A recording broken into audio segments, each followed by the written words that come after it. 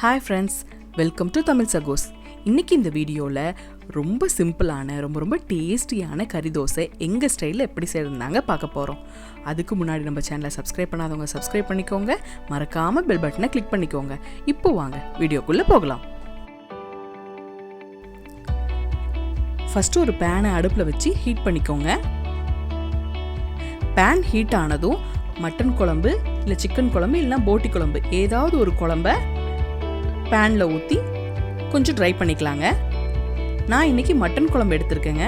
Mutton குழம்பு எப்படி செய்யறதுன்ற லிங்கை கீழே டிஸ்கிரிப்ஷனில் போடுறேன், பார்த்துக்கோங்க. சிம்மில் வச்சு 5 நிமிஷம் மூடி போட்டு வைங்க. அதுக்கப்புறம் குழம்பு நல்லா கிளறி விடுங்க. குழம்பு நல்ல கிரேவி பதம் வரணுங்க. அது வரைக்கும் இடையில விட்டு விட்டு அடி பிடிக்காம கிளறி விட்டுக்கிட்டே இருங்க.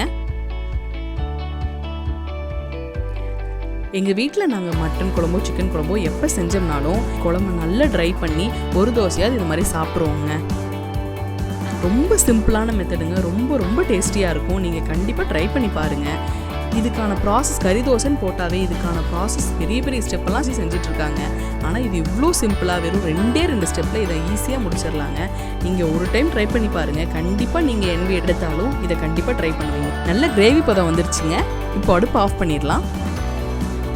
அடுத்து தவா அடுப்பில் வச்சு தவா சூடானதும் தோசை ஊற்றிக்கலாங்க.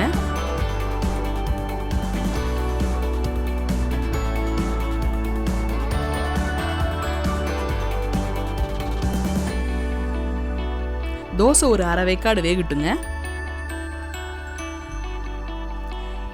இப்போ குழம்பு கிரேவி பண்ணோம் பார்த்தீங்களா, அதை இதில் வச்சு ஈவனாக ஸ்ப்ரெட் பண்ணிக்கலாங்க.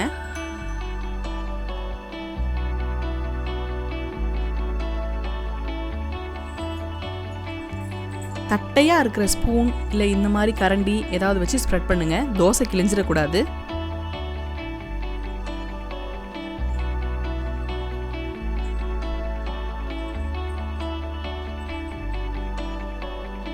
அடுப்பை இது பண்ணும் போது சிம்ல வச்சுக்கோங்க.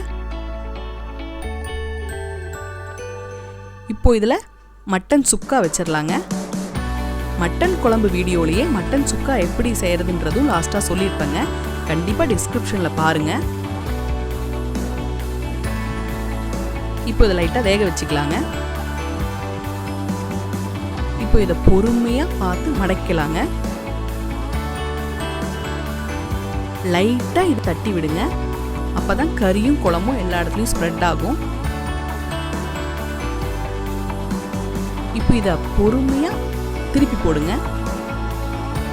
இந்த பக்கமும் லைட்டாக ஸ்ப்ரெட் பண்ணி விடுங்க.